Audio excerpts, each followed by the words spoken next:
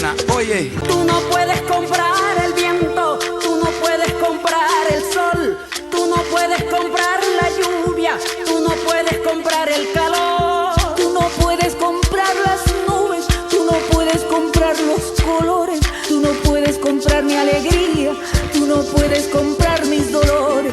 Não se pode comprar o vento, não se pode comprar o sol, não se pode comprar.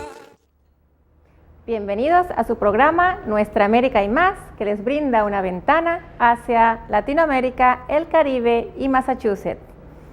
Soy Vanessa Matamoros y es un placer estar nuevamente aquí con ustedes junto al equipo que producimos este programa en forma voluntaria e independiente.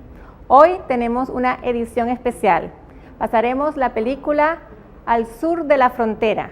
Es una película estadounidense de tipo documental producida por Oliver Stone en el 2009.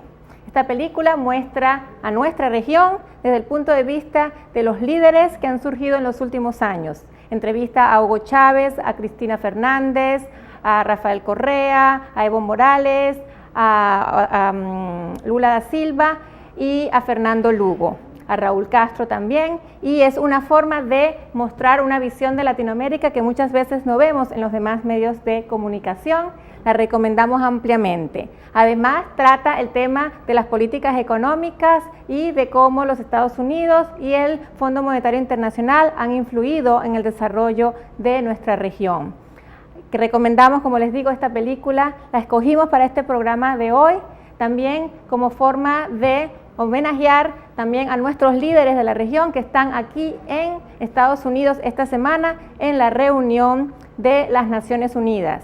Están allá exponiendo nuevos proyectos y una visión del mundo que sea mucho más humana, mucho más justa y pluripolar.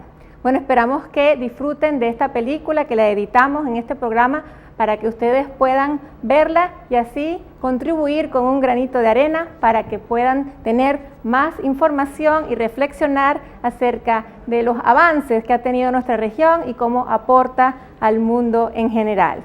Bueno, espero que lo disfruten. A continuación comenzará la película que durará el resto del programa y me despido hasta el próximo programa la semana que viene. Something that I never knew was that I knew there were some dictators around the world, Sure. but did you know that some of the dictators now apparently, allegedly, are drug addicts as well? That might explain a few things. Hugo Chavez now admitting in a speech that went widely undocumented, by the way, that he chews cocoa every morning, and he also eats something called cocoa paste, I think it's which, by coca. the way, is addictive. And he gets it from the dictator in Bolivia. What did you say? Coca. It is coca. Oh, coca. Cocoa. Oh, coca would be fine. Listen. See, I don't know my narcotics as well Well, as I see, should. it's a shame. For a moment, Gretchen, when you just said cocoa, I'd imagine people all across America just spin up Cocoa Puffs. Yeah. Wait, They thought they were going to get a high out of it today. I'm an Ovaltine guy, but that's for another time. But what you're saying is, I read that too, and then they were people, I guess the reporters went on to define, what is he talking about? He gets his cocoa paste. coca. Coca. I got you going down the You coca take path the now. paste from?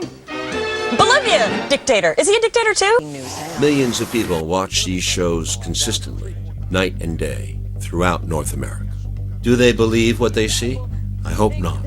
But even the more serious end of the networks and print media in North America and Europe followed the lead of the Bush White House and divided the world into friends. That is, leaders who do what we want them to do, and enemies, leaders who tend to disagree with us. Raúl Castro and Venezuelan dictator Hugo Chavez, a declared enemy of the Bush administration. I think that we have to view at this point the government of Venezuela as a negative force in the region. This is the new Venezuela, being built with its own revenue from petroleum. Caracas is one of the showplaces of the Americas today because wise use has been made of the nation's income from oil, approximately half the profits on all petroleum sales. The national policy is to sow the petroleum back into the nation for physical construction, new industry, and public welfare.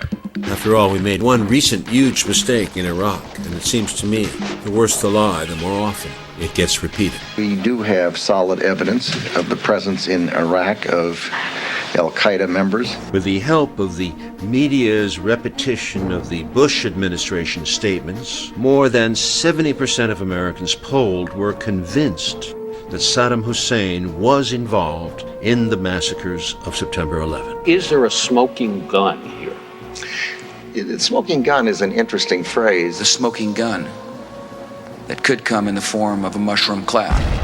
Why are we here? That's the question. Why are we here in this war? Where's the weapons of mass destruction? Why did it take you so long, Wolf, to finally take on Vice President Cheney? It took you to 2007 before you made the man mad at Those you. are fair questions. And I saw Dr. Sanjay Gupta over there embedded with the troops at the beginning of the war. He and the others of you in the mainstream media refuse to ask our leaders the hard questions and demand the honest answers. And that's why we're in this war. We're in the 5th year of this war because you and CNN, Dr. Gupta, you didn't do your jobs back then. And now here we are in this mess. The same strategy as Iraq was applied to the upheavals in South America. The electoral victory of Hugo Chavez, despite his many critics, was a triumph for Venezuelan democracy. But there is a problem with democracy. As practiced in the South, it can throw up politicians who refuse to accept the dictates of Washington. In the eyes of our leaders, the elected leader of Venezuela, Hugo Chavez, was and is a dictator. The world's worst dictators, Hugo Chavez. The Venezuelan president has become more dangerous to the U.S. than Fidel Castro ever was. ExxonMobil says it's been ripped off by Venezuelan President Hugo Chavez. The Latin American strongman. There is such a thing as a killer clown, and he may be it in Latin America today. Hugo Chavez is a dictator. These rogue dictators like Chavez. If you said, do you hate Hugo Chavez or Fidel Castro? I'd say, I hate those guys. In the very front of the book, you quote Otto Reich, who was the former ambassador to Venezuela back in the 1980s, is saying that he's more dangerous than bin Laden, and the effects of Chavez's war against America could eclipse those of 9/11. Chavez is supporting terrorism on a daily basis, is doing nothing about drug interdiction, supports Iranian nuclear ambitions, North Korean nuclear ambitions, works with the Syrians. He's given Al-Qaeda and Hamas an open invitation to come to Caracas. Who is Hugo Chavez? Where did he come from? The fall of the Berlin Wall and the collapse of the Soviet Union was seen by millions as an end to all alternatives to capitalism. Washington seemed gripped by a triumphalist arrogance, as if thinking now we can do whatever we want. We're going to take a closer look at a mysterious presence on the international scene tonight. That's how the International Monetary Fund describes itself. The International Monetary Fund is a powerful financial institution that has 186 countries as members, but is controlled overwhelmingly by the U.S. Treasury Department. Its support for governments in low and middle income countries is often considered crucial to political survival. The IMF tries to help maintain a stable global economy through the orderly flow of money between countries which have different currencies. The biggest challenge to Washington's newfound dominance came from South America, a continent the IMF and Treasury Department had often used as a guinea pig in their economic experiments. In 1988, the Venezuelan economy was a mess. Real wages were plummeting and poverty had been rising for years. The Venezuelan government went on its knees before the IMF. The latter obliged, but dictated a structural adjustment program which guaranteed more pay, especially for the poor. When bus fares were raised in February 1989 in accordance with the IMF agreement, Caracas exploded in a fiesta of rioting and looting. Police in the Venezuelan capital Caracas opened fire again today on demonstrators who were throwing rocks. This is the fourth day of violent protest at the government decision to raise prices on some very big... That it would never happen again. Chavez didn't sort of drop from the sky. He was produced from within the army when the army was used to massacre its own people. Chavez and a whole group of junior officers met and said, this is not what we were created for. I mean, a military should, its only purpose is to defend the country from outside invasion.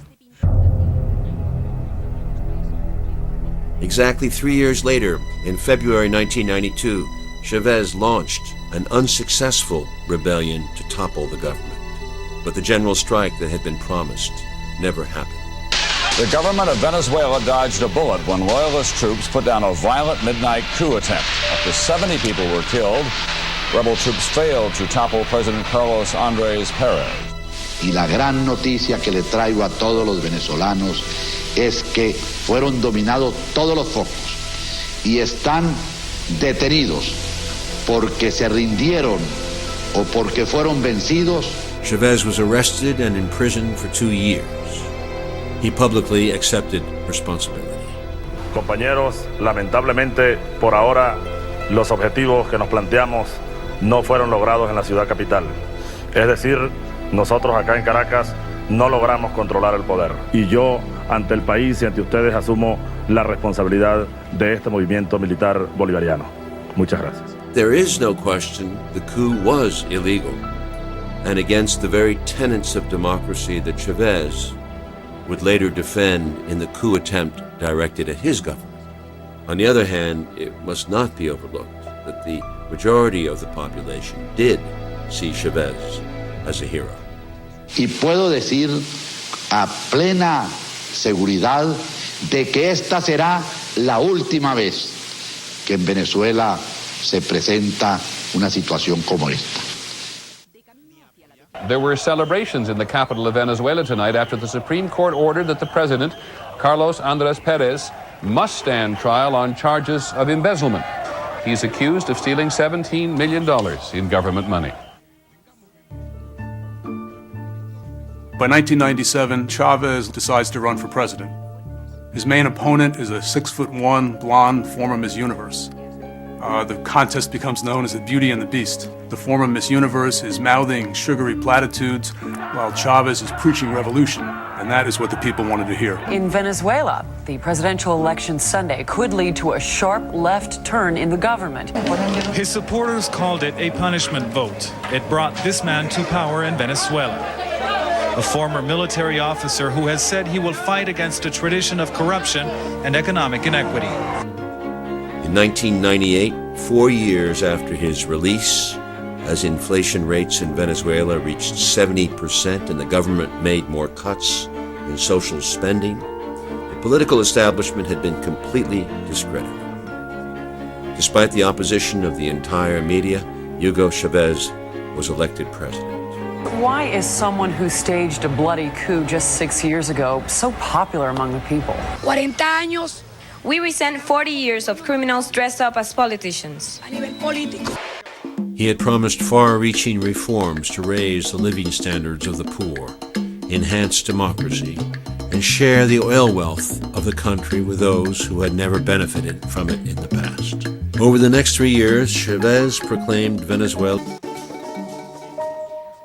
Por segundo día consecutivo, altos funcionarios del gobierno de Washington expresaron su preocupación por la situación política en el país. We have been concerned with some of the actions of Venezuelan President Chavez and his understanding of what a democratic system is all about. Obviously, Venezuela is important because they're the third largest supplier of petroleum.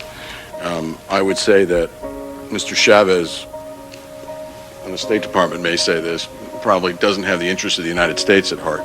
Chavez's reforms provoked fierce resistance from the country's oligarchy. Tenemos un gobierno mentiroso. Son un acto de embusteros. They controlled the Venezuelan media and used it to foment opposition. They also mobilized support within the military and received help from the United States and Spain. Pienso que lo más razonable para el señor presidente de la República y su gabinete es que presenten voluntariamente su renuncia o desaparezcan del país. A businessman, Pedro Carmona, was chosen to be the new president. He supposedly flew to Madrid to be measured for a presidential sash. El golpe contra Chávez tuvo un motivo, petróleo. Oil. Bush planificó. Primero, Chávez. Petróleo. Oil. Segundo, Second, Saddam Saddam Hussein, Iraq. La causa del golpe en Venezuela The cause y de la invasión a Irak, coup in Venezuela and the Iraq la invasion. misma. It's petróleo. Oil. On April 11, 2002, groups of Chavez supporters, as well as members of the opposition, were demonstrating in different parts of the city. Later, opposition demonstrators decided to march through the city towards the presidential palace where the Chavez supporters had gathered. He wants us to become a Cuba. He wants this to become a communist. There is no doubt about it.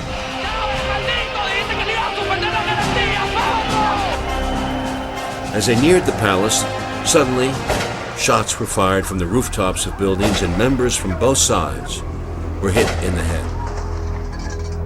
On a nearby bridge, the Chavez supporters took cover and returned fire in the direction of the snipers, as well as at the Metropolitan Police, who had fired at them 2 blocks away. The local media coverage of this event showed the Chavez supporters firing from the bridge and then showed the street where people had been hit in the head by snipers, manipulating the footage to make it appear that the Chavez supporters had fired these lethal shots.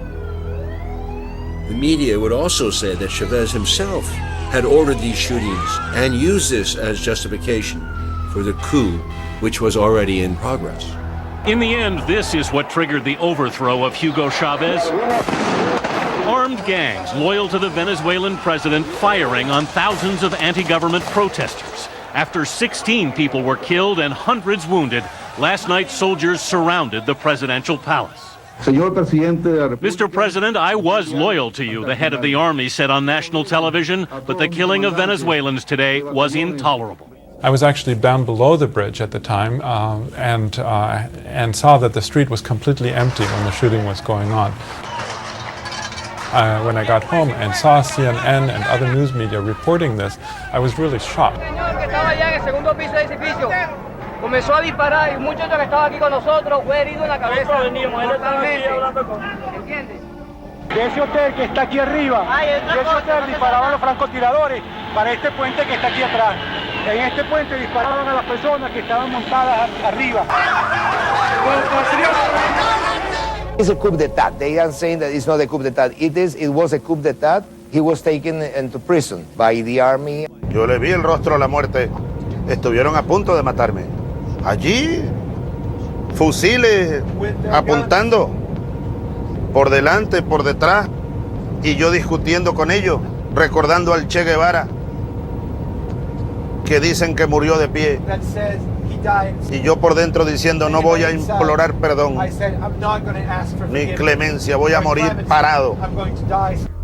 Much of the U.S. media welcomed the coup. The New York Times editorial board wrote, Venezuelan democracy is no longer threatened by a would-be dictator. This reference to Chavez ignored the irony of what was actually taking place at the hands of a real dictator. Se suspende de sus cargos a los diputados principales y suplentes a la Asamblea Nacional.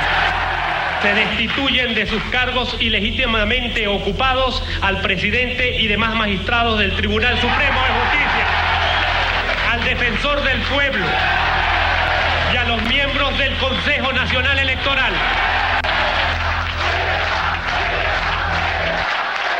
Y dirigentes de Acción Democrática introdujeron ante el Tribunal Supremo de Justicia una declaratoria de insanía mental del presidente de la República, Teniente Coronel Hugo Chávez Frías. Media in Venezuela became essentially a part of the opposition in the months leading up to the coup. That is, they were actively participating and supporting the opposition. And of course, I'm talking about the private media, which is most of the media in Venezuela. And what they were doing essentially was to broadcast every single opposition statement that was made.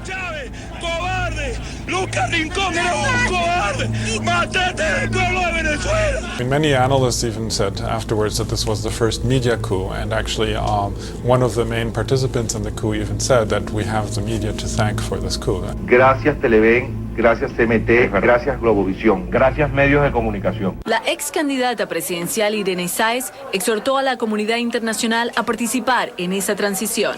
Hoy yo estoy pidiendo al gobierno de los Estados Unidos y a todas las Naciones Unidas y a la OEA que la OEA enjuicie este proceso criminal en Venezuela, que han matado gente inocente y que todos nuestros gobiernos apoyen el proceso democrático verdadero que vive hoy el país. The IMF, usually slow in responding to genuine requests for aid from starving Africa, was quick off the mark to demonstrate its support for the coup. I hope that these discussions could continue with the new administration, and we stand ready to assist the new administration in whatever manner they find suitable. The aim was straightforward. The IMF was making it clear to the world that the toppling of Chavez was in the interests of global capitalism. And there's reason why Washington is almost certainly smiling. We import more oil from Venezuela than any other OPEC nations. Oil prices dropped sharply today with Chavez's departure. The reason why prices are coming down so dramatically, more than likely, whoever replaces Chavez is going to be a lot more friendly to United States interests than this previous president was. Tú preguntas por qué no me mataron. Me mandaron a matar. Solo que yo soy un soldado. Yo pasé media vida en la Fuerza Armada y los militares venezolanos, sobre todo los más jóvenes, me ven como su líder. But as news spread of what had happened, the poor dramatically marched to the palace in huge numbers. Yo voté por Chávez, yo quiero que Chávez termine su mandato, porque si esto es democracia, debe dársele respeto a las leyes. And soldiers even told their officers that they would not back the coup. Se cerraron y me protegieron. Y luego me rescataron en la isla los paracaidistas con los helicópteros. Yo soy líder paracaidista y allá fueron mis paracaidistas. Y me trajeron otra vez al palacio, rodeado de pueblo. Carmona had to flee the palace.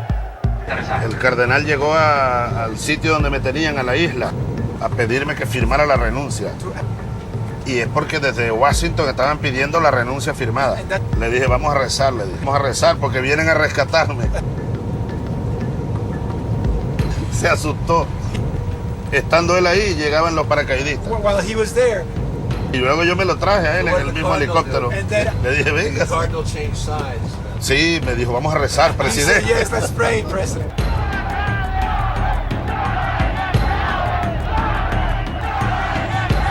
Why did they do such a lousy job of it? It was a dinky coup. I mean, why did they kill him when they had him? It wasn't heavyweight, you know, the way they did it, compared to Guatemala and Chile and Argentina. La Venezuela del año 2000, 2002, no es la Guatemala del 54, no es el Chile del 73. Esto es una revolución, yo lo he dicho, pacífica, pero armada. El ejército venezolano, forjador de libertades, está con su pueblo.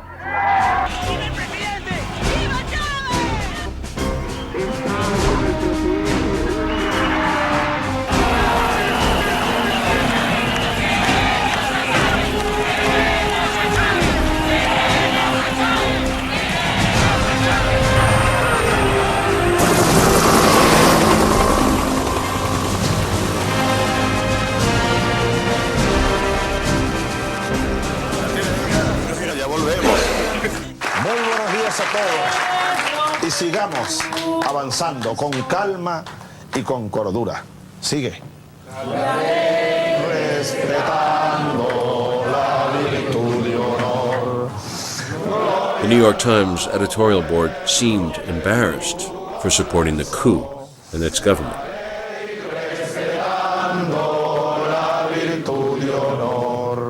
The White House today admitted that U.S. officials held several meetings with Venezuelan opposition leaders in recent months to discuss the ouster of President Hugo Chavez, but insisted at every turn today that not once did they signal a military option was acceptable.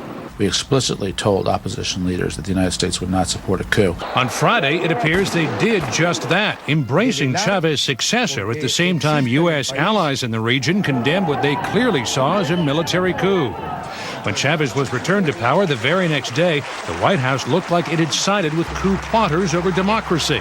Some Democrats today called that deeply troubling. I think it's incumbent upon the greatest democracy in the world to defend democratically elected governments. I don't think that the United States had a very enlightened policy towards Venezuela specifically or Latin America generally throughout the Bush administration, but this particular incident was the worst possible decision the United States could have taken.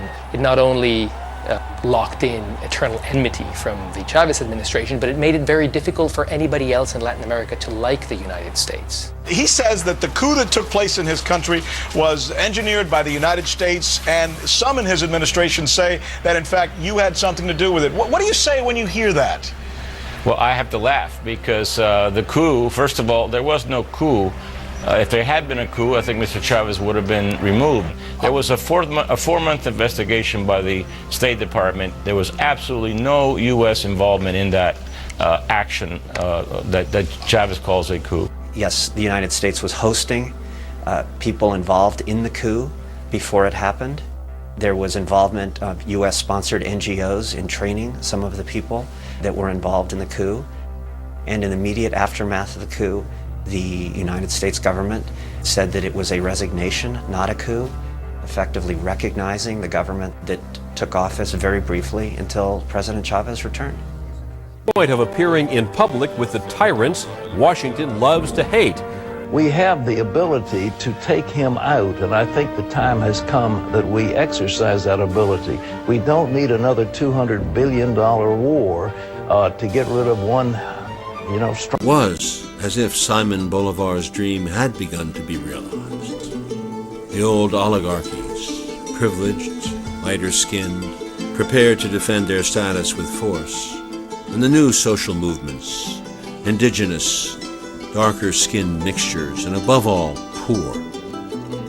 Chavez now moved further to the left and proclaimed that socialism was the only way forward, calling on other South American states to join in the Bolivarian Revolution.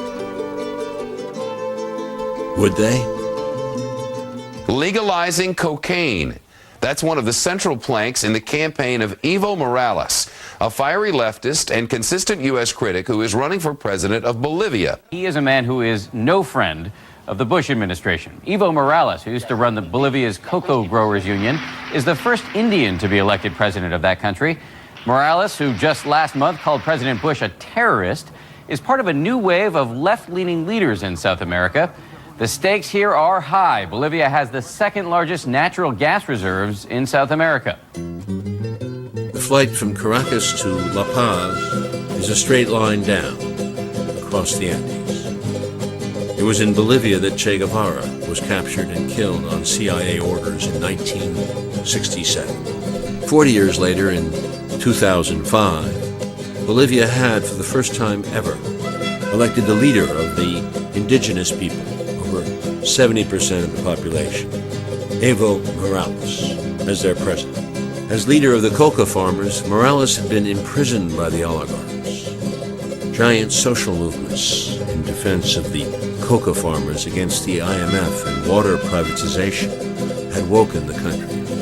The government decided to sell the water supply of Cochabamba to Bechtel, a U.S. corporation. And this corporation, one of the things it got the government to do was to pass a law saying that from now on it was illegal for poor people to go onto the roofs and collect rainwater in receptacles, because that challenged their monopoly of water. There was an uprising. Unrest is growing in Bolivia. The government has declared a state of emergency after days of protest over, among other things, rising water prices. At least 5 people have been killed. It was movements like this that propelled Morales and his movement for socialism to power. Some called it Che's revenge.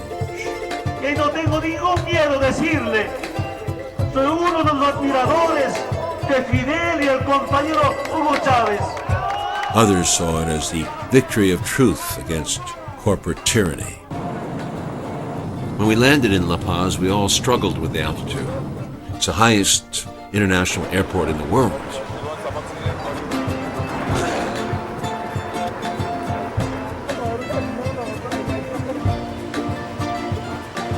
For generations, the indigenous people have chewed coca leaves to ease this strain on the body. Now, this is not the same thing as cocaine, as many in the United States are led to believe. These coca leaves must be processed chemically in order to make cocaine. But in their native form, the leaves function as a mild stimulant like caffeine. A day later, we were still feeling the nausea and the altitude, so President Morales helped us out. I'm just curious if the president would show me, share with me just a little bit and show. Esa hoja de coca está mal. That coca leaf is not good. It's no good. It's not good. Oh, really? It's not good. Le vamos a hacer mal. It's not going to be good for you. Wow, you're an expert. But you do this. Dice verdecito y no negro como esta. So, Washington brought the war on drugs to Bolivia, and President Morales kicked out the DEA a couple of months ago. So pretexto de lucha contra el narcotráfico, lo que implementan es política de control, no solamente a Bolivia, sino en muchos países de Latinoamérica. Detrás de la lucha contra el narcotráfico están intereses de carácter geopolítico de Estados Unidos. War on drugs, there are some geopolitical interests of the United States. Right. Eso sí es. Control. Control. Control. No? Así se consume, a ver. This is how you consume it. Yo lo invito y me recibe en los dos manos. He's going to invite you and you need to... Eso. Me ves teniendo en la mano. Te agarras. You hold them. Te agarras de esta colita. Y... Huh? What's wrong with the tail? No, that's how you hold it. ¿Qué? No solamente el control político, y en algún momento ahora nos estamos informando que planificaron asesinatos a líderes políticos, miembros de las Fuerzas Armadas y de la Policía Nacional. Los van denunciando como durante la década pasada, como también en esta década, han ido planificando a acabar con vidas, especialmente el mío. So 2 months ago you kicked him out, and then the American ambassador, when? Octubre, ¿no? La expulsión del embajador, y en noviembre la embajada a la DEA de Estados Unidos. ¿Yo cuántas veces he sido detenido? Torturado. Tortured. Yo de ahí confinado. Tortured for what? Por acusaciones de conspiración, de sedición. Was he tortured by Bolivian soldiers, or were there American advisors? Soldados bolivianos bajo la dirección de la DEA de Estados Unidos. What was the last time he was in prison? Bueno, en el 97, ¿no? 1997. Después he sido diputado, pero expulsado del Parlamento en el año 2002. Y el plan era detenerme, encarcelarme e inhabilitarme como candidato a presidente. Y fracasaron.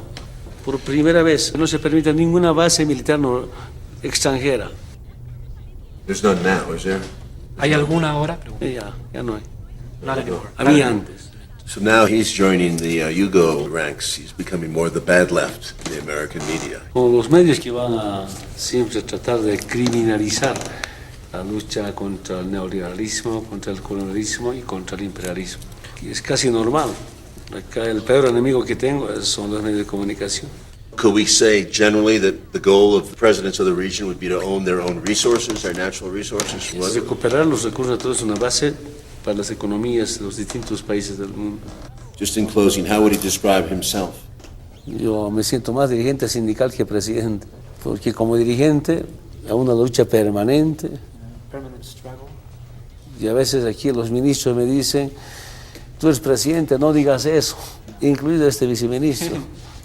Triumvirate, Bolivia's Evo Morales, Hugo Chavez in Venezuela, and Cuba's Fidel Castro, who says the Latin American geopolitical map is a-changing, and he is right. Buenos Aires, the capital of Argentina.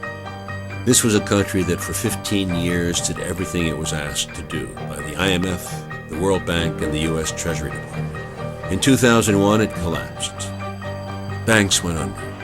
5 presidents fell within 2 weeks. The president of Argentina resigned today amid continuing violence sparked by a deepening economic crisis. At least 20 people have died. Mounted riot police today battled hundreds of anti-government demonstrators. A trade union is calling for a general strike to protest tough austerity measures and an unemployment rate close to 20%. People were in the streets. Factories were occupied. In the big park in Buenos Aires, delegates from every locality, rich and poor, met to discuss their fate. Nestor Kirchner was elected president and refused to agree to IMF conditions, forcing them to back down. After his term was over, his wife, Cristina, injected with the same Bolivarian spirit, was elected.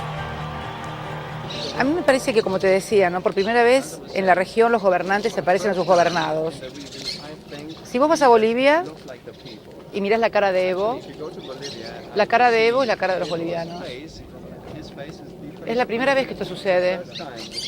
El presidente uno de los últimos o anteúltimos presidentes que derrocaron, Sánchez de Lozada, le costaba hablar en español porque vivía en Estados Unidos y no tenía absolutamente nada que ver con los bolivianos.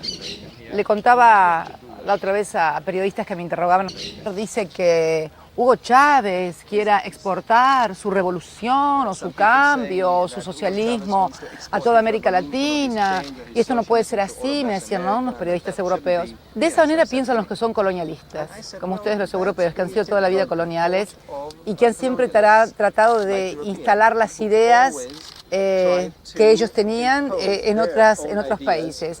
Nosotros que en la región no tenemos experiencias internas de colonialismo de un país sobre el otro, al contrario, sino que hemos sido también sujetos que hemos sufrido el colonialismo, no pensamos que nadie quiera imponernos nada.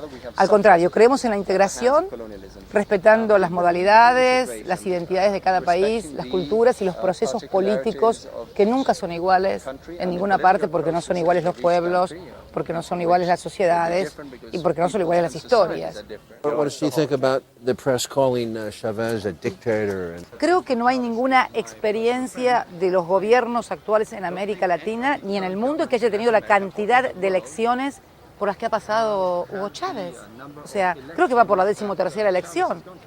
No he visto muchos dictadores con 13 elecciones consecutivas. Se puede estar de acuerdo. Argentina had a terrible recession between 1998 and 2002. Can you describe to us what role the IMF played and what Argentina did to pull itself out of that recession? Terrible. Terrible. El FMI recomendaron la oleada de privatizaciones, de no intervención del Estado, de que el mercado todo lo resolvía y sostuvo la convertibilidad. Para sostener esta ficción, además, el país se endeudó financieramente en forma brutal, porque los capitales venían y tenían una tasa de interés impresionante en la Argentina y luego se retiraban y provocaron el endeudamiento más grande del que se tenga memoria en la República Argentina, que llegó a estar en el orden del 160% del PBI. Nos dejó a un cuarto de la población sin trabajo, 56% de pobreza, 30 y pico de indigencia y en fin, todo lo que puede constituir una tragedia social. Entonces, finalmente, todo estalla en el año 2001 y 2002 con brutales devaluaciones que significaron una formidable transferencia de ingresos. Esta es la Argentina que recibe Kirchner en el año 2003, en el 25 de mayo, y donde nosotros entonces planteamos una política sustancialmente diferente, de una gran discusión con el Fondo Monetario Internacional. There's a widespread perception that the U.S. has ignored Latin America and that its trade policies help the rich but hurt poor workers. Today, the Argentinian president, with concerns of his own about U.S. trade policy, seemed in no hurry to embrace his American counterpart, an awkwardness President Bush acknowledged. It's just not easy to host all these countries, particularly not easy to host perhaps me. Many people say you played a breakthrough and very heroic role in challenging the IMF for the first time, successfully. Would you say one of your personal highlights of your life was the Mar del Plata conference with Bush? Bueno, yo digo sí. Es decir, yo creo que ese día América Latina derrotó las intenciones de la primera potencia del mundo, representada por la política que llevaba el expresidente Bush adelante, con el ALCA, y actuamos todos colectivamente. Yo creo que ese día no lo voy a olvidar nunca en mi vida. Tanto que tengo el sillón de esa reunión guardada en mi casa Calafate. Ese día tuvimos el coraje no de hablar por las radios cuando no está el hombre, o no está la política, o no está el sinónimo que expresa la política imperial. Y actuamos colectivamente, actuamos ordenadamente. Eso fue uno de los pasos más importantes que hubo en la región. When you say no to a banker, what is it like? Y bueno, usted es subversivo, de izquierda, ladrón o sinvergüenza. Was there ever a moment, like in a movie, where one of the chief bankers leaned across and looked in Mr. Kirchner's eyes and said, "Mr. Kirchner, do you realize the implications of what you're saying?" Siempre. Cuando usted ve que un político es muy amigo de estos sectores, es que algo no anda bien. Porque estos sectores miran por su rentabilidad, no por la rentabilidad del conjunto de la sociedad.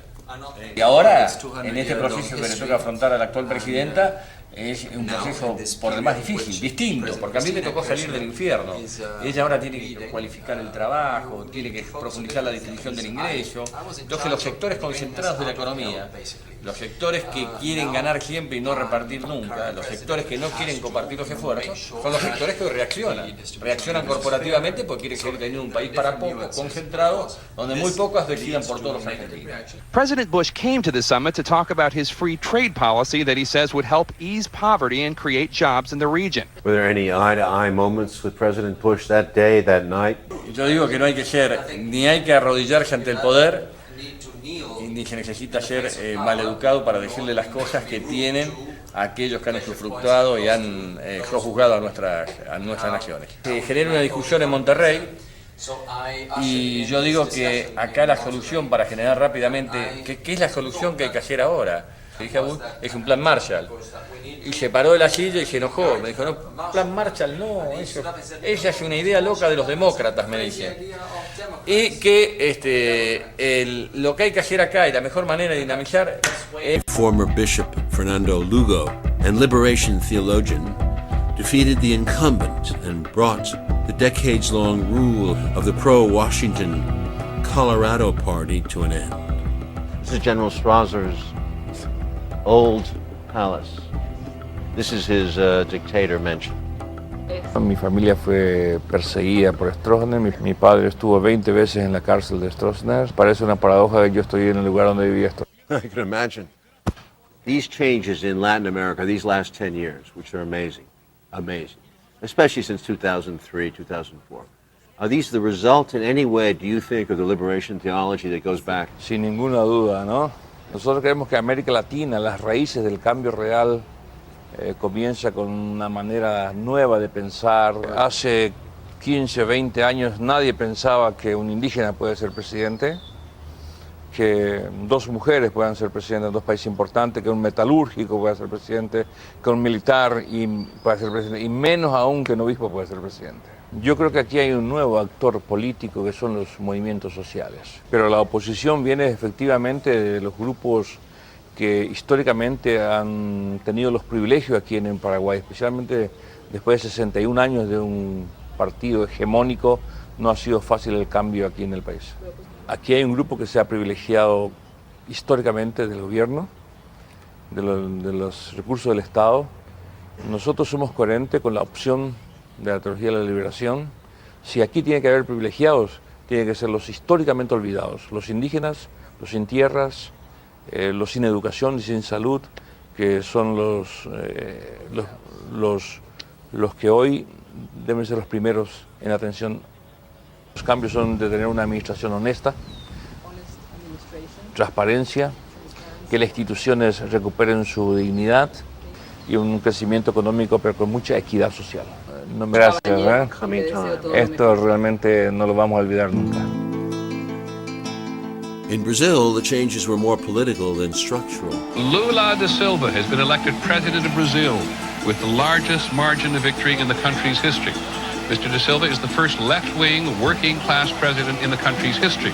He was a labor union leader and a political prisoner when the right wing ran Brazil. Brazil has the 9th largest economy in the world and is deep in an economic crisis. The Bush administration supported his opponent. But the president was Lula, the working-class leader. Lula may not have directly confronted the IMF, but he did refuse any Brazilian complicity in the planned destabilization of Venezuela or Bolivia. Now serving out his last term as president, I found him combative like his early self. E muitas vezes aqui na América do Sul, nós tivemos governantes subservientes. Muitas vezes aqui, e também uma elite subserviente. Tudo que era americano era bom, tudo que era europeu era bom, tudo que era japonês era bom. Tudo que era nosso não prestava. Eu aprendi na vida sindical que um interlocutor só respeita o outro se ele se respeitar. Então, eu pessoalmente não tenho nenhum interesse de brigar com os Estados Unidos. A única coisa que eu quero é ser tratado em igualdade de condições. Eu lembro que quando eu chamei o presidente rato do FMI para dizer para ele que eu ia pagar a dívida, ele não queria que eu pagasse. Não, fica com o dinheiro aí, não precisa pagar. Eu falei, não, eu quero quitar essa dívida. Quitamos a FMI, quitamos o Clube de Paris, não devemos nada a ninguém do Sul. Eu acho que nós estamos mudando, sabe, o patamar de governança na América Latina e pela primeira vez os pobres estão sendo tratados como seres humanos. O resultado do avanço político na América Latina é o resultado do fortalecimento da democracia. The last two presidents on my list were Raúl Castro of Cuba and Rafael Correa of Nosotros en este momento es extremadamente duro tratar de hacer los cambios que queremos hacer y que necesita el país. Ahora que hay muchos gobiernos amigos en la región, como el del presidente Chávez, el presidente Morales, de los Kirchner en Argentina, Lula da Silva en Brasil. Me imagino lo duro que haber sido para él hace 10 años cuando estaba absolutamente solo en una Latinoamérica llena de gobiernos neoliberales. La principal y tal vez única influencia de Chávez es que nos dio ejemplo en muchas cosas. Where are you with the United States? Bueno, nosotros queremos mucho a los Estados Unidos. Yo viví, estudié allá. Queremos mucho al pueblo de los Estados Unidos. Pero obviamente su política exterior es muy cuestionable. Y por eso cuando nos querían presionar para mantener una base extranjera en el suelo patrio, base extranjera que ni siquiera paga un arriendo, no paga absolutamente nada, y nos acusaban de extremistas porque no queríamos la base. Si no hay problema con tener bases extranjeras en un país, pusimos una condición muy sencilla. Mantendríamos la base norteamericana en Manta, siempre y cuando los norteamericanos nos permitieran poner una base ecuatoriana en Miami. Si no hay problema con bases extranjeras, nos dejarían poner la base. Bueno, lo que ellos hacen es un poco de asesoría, etcétera, pero estamos limitando grandemente toda esa influencia que tenían, donde financiaban unidades completas de nuestras fuerzas públicas. Todo eso estamos cambiando. Vamos a seguir luchando contra la droga, pero independientemente. Rafael Correa is now being cast as one of the potentially bad left with Chavez and with Morales. So does he see that, or does he still think he's a favorite of the American media? Con todo respeto, conociendo a la prensa norteamericana, estaría más preocupado cuando hable bien de mí. Good evening. The bad news on assassination plots was reported today by the Senate Intelligence Committee. The committee issued a report which says that officials of the United States government initiated plots to kill 2 foreign leaders, were involved in plots to kill 2 others, were implicated in another, and that the CIA was aware of 2 more murder schemes. Fidel Castro is alive and well, despite at least 8 CIA plots to kill him, and 1 plan to undermine his image by making his beard fall out. Some of those who were the targets of assassination plots were widely known people, Che Guevara and Raúl Castro, who is the brother of Fidel Castro of Cuba. In January, the revolution, 50 years. 2003, around there, with Mr. Chavez's emergence and his victory after the coup, you are the grandfather, the godfather.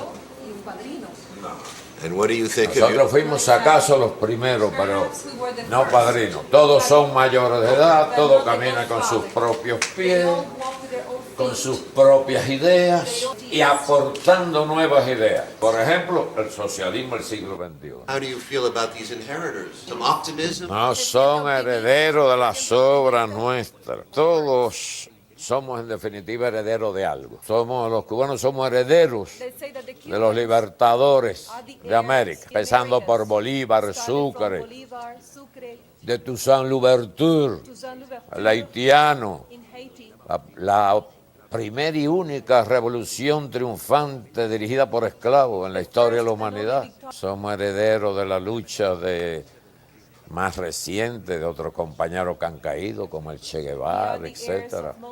Algunos eran muy jóvenes, como el presidente Correa, el presidente Chávez, pero cada uno va aprendiendo de su propio acervo y del acervo del continente y de la humanidad. Esa es la realidad. Ni padrinos nosotros, ni herederos ellos. Y la revolución cubana en el medio siglo ha llegado completica a la costa. Y los cubanos, a pesar de ser de carácter explosivo, hemos aprendido a tener paciencia. Una cosa increíble.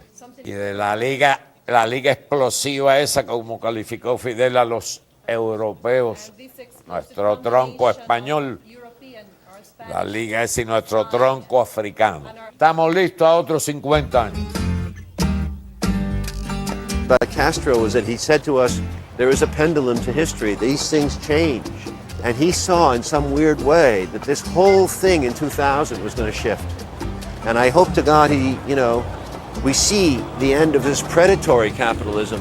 I think there's such a thing as a benign capitalism, but there's a predatory one that really destroys people, and we've seen it all our lives. Chavez is facing the same odds as Castro. I think he has more allies. First of all, what impressed me about Chavez is his strength. He's a bull. He's got the same strength that Castro had when we met him in 2003. But remember how strong Castro was. He kept it up. Chavez keeps it up. What do you think in the U.S. they hate Chavez so much? That's clear. Yeah. He's a threat, as much of a threat to the system as Castro was. He's a great example. If he succeeds, it'll be the first time in Latin American history, except for Castro, where he's led an entire region, practically the entire continent, away from the IMF and the United States economic controls. Soon after I returned to North America, another president appeared on the scene. If there is anyone out there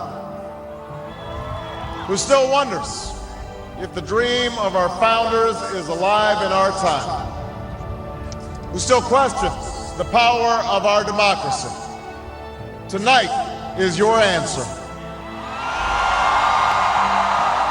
Ojalá Obama sea un nuevo Roosevelt y Obama plantee un nuevo New Deal, no solo a Estados Unidos, a todo el continente y al mundo.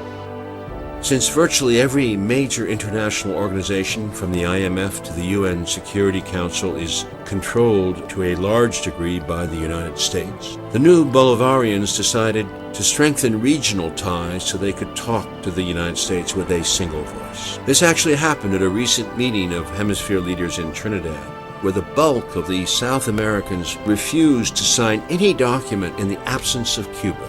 This was not reported with the proper perspective in the U.S. press. Were this model to be multiplied in other continents, U.S. hegemony could be severely eroded. Talking with Chavez, good move, bad move, certainly historic, correct? My president went to Trinidad, and all I got was this lousy Che Guevara t-shirt. Barack Obama attended the Summit of the Americas in Trinidad and found the entire continent, barring Colombia and Mexico, ready to take him on. Who's that man laughing with President Obama, and why is everybody talking about these pictures? By embracing the dictators, the bad guys, the corrupt politicians, the Kirchner gang family in Argentina, Danny Ortega from Nicaragua, the Western Hemisphere's senior child molester, what he's doing is he is giving credibility to America's enemies. Both our friends and our foes will be quick to take advantage of a situation if they think they're dealing with a weak president. But Obama did not behave like Bush. He met Chavez, who gave him a peace offering. It's unlikely that as a consequence of me shaking hands or having a polite conversation with Mr. Chavez that we are endangering the strategic interests of the United States. In private, so I am told, the new man in Washington assured Chavez that under his administration, there would be no further destabilization attempts or any interference in the internal affairs of Venezuela. If true, this is a small step forward. Eu disse que o Obama tem 3 coisas que ele tem que dar um sinal ao mundo. O primeiro é o bloqueio a Cuba. Não tem mais nenhuma razão de ser. Segundo, é trabalhar intensamente para a paz no Oriente Médio. Depois poderia convidar o Chávez para ir aos Estados Unidos? The triumphalism and euphoria that existed after the collapse of the Soviet Union has virtually gone. Everyone knows that it's a more difficult world that they have to confront. The size of the Hispanic population in the United States is now larger than it's ever been. The new migrants act as a bridge with South America. The interesting question, which in my more utopian moods I sometimes ponder, is whether the changes in South America might travel across this bridge via the Hispanic populations in the United States and produce something which none of us can foresee. In Venezuela, Bolivia, Ecuador, and Paraguay, 95% of the media networks were savagely hostile to the Bolivarians, and yet they won. There is a lesson here to be learned. I heard he's a big admirer of the 1770s, the Indian Revolution against Spain of Tupac Katari. El nombre Julián Apaza, de apodo Tupac Katari, y salvajemente por los españoles ha sido descuartizado.